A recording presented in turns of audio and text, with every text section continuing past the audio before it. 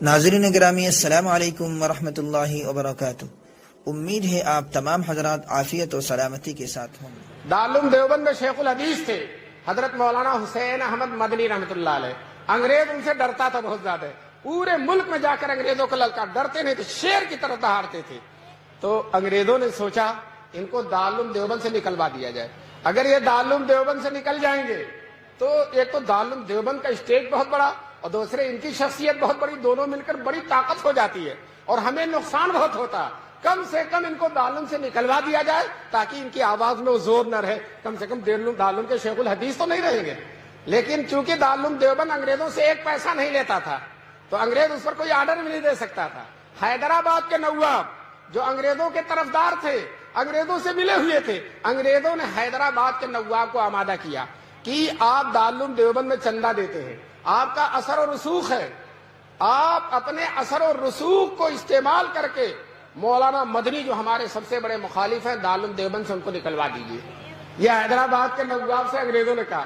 نواب نے نہ آؤ دیکھا نہ تو اتنا لمبا خط لکھا، اور دارالعلوم دیوبند کے محتمم حکیم الاسلام قاری طیب صاحب رحمۃ اللہ علیہ تھے۔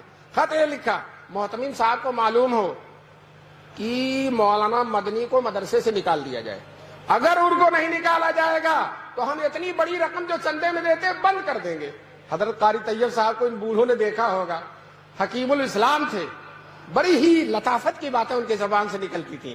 چنانچہ حضرت نے جواب دیا، انگریزوں کو معلوم ہو، نواب حیدرآباد کو معلوم ہو کہ مولانا مدنی کا مدرسے میں رہنا انگریزوں کے لیے بہت مفید ہے۔ کیوں؟ ہم ان کو ہفتے میں 6 دن چھٹی نہیں دیتے، بخاری اور ترمذی پڑھواتے ہیں، جمعے کے 1 دن چھٹی کے ملتے ہیں، ملک میں کہیں جا کر انگریزوں کو للکارتے ہیں۔ تو اگر ہم نے ان کو مدرسے سے نکال دیا تو ان کا پورا ہفتہ خالی ہو جائے گا، اور جب پورا ہفتہ خالی ہوگا تو 1 دن کے بجائے 7 دن ہفتے میں مخالفت کریں گے، اور جب 7 دن مخالفت کریں گے تو انگریز کو اگر 7 سال میں جانا تو 1 ہی سال میں جانا پڑ جائے گا۔ اس لیے انگریزوں کی بھی بھلائی اسی میں ہے کہ شیر کو پنجڑے میں بند رکھا جائے اور مولانا کو مدرسے میں۔ یہ قاری طیب صاحب نے جواب لکھا۔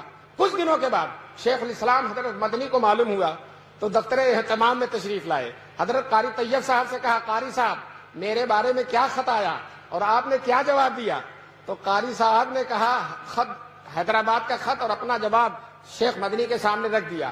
حضرت مدنی نے سنجیدگی سے، وقار و تمکنت سے مطالعہ کر کے کہا، محتمم صاحب دوسرا خط لکھیے اور یہ لکھیے کہ نواب صاحب آپ نے دھمکی دی ہے کہ آئندہ چندہ بند کر دیں گے۔ ہم آپ سے کہتے ہیں کہ اب تک سال سے جتنا چندہ دیا آپ نے، سارے چندے کی فہرست بھیج دیجئے، آپ کی ساری رقم واپس کر دی جائے گی۔ آئندہ دینا تو دور کی بات ہے، آپ کی ساری رقم واپس کر دی جائے گی۔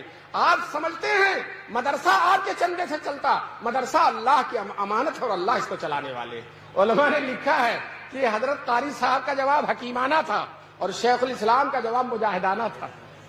میں نے یہ واقعہ ایک جگہ سنایا، وہاں مولانا افضال صاحب جوہر قاسمی جو اسی اطراف کے رہنے والے تھے، جی وہ مجھ سے محبت فرماتے تھے، وہ کھڑے ہو گئے میری تقریر کے بعد اور کہا مولانا نے، وہ موجود تھے، کہا مولانا نے جو واقعہ سنایا وہ ہمارے ہی زمانے میں پیش آیا تھا، جب وہاں ہم پڑھتے تھے اسی زمانے میں پیش آیا تھا۔ دوستو دیکھیے اللہ تعالیٰ نے انہی کے ایک مخصوص شاگرد سے تائید کرا دی۔